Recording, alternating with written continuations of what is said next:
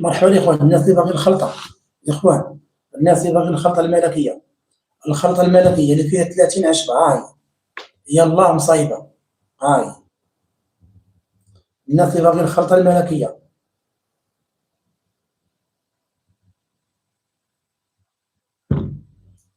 ها،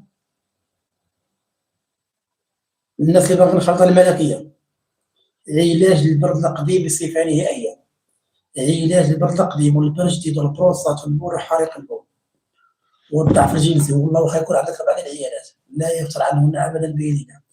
علاج علاج الامراض التناسليه، هذه الخلطه باذن الله تعالى احسن خلطه في العالم لعلاج الامراض المزمنه باذن الله تعالى. هذه الخلطه فيها الجيسين الاكبر فيها افضل باذن الله تعالى من الاعشاب على الاطلاق.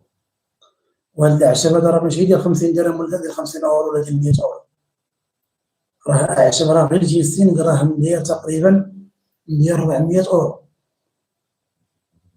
والله الا شو هذه الخلطه والله العظيم حتى من قيمه بالثمن. الناس هاد الخلطة تعالج المشكل ديال البرد القديم والبرجديد والبروستات والبولة حريق البول. الراجل اللي المرأة ولا الراجل اللي عزكم الله اللي عنده المشكل ديال كثرة ديال التبول واللي عنده الضعف الجنسي والفشل وعدم الرغبة، الخلطة موجودة، الخلطة الملكية أحسن خلطة في العالم وترحمني عليها بإذن الله.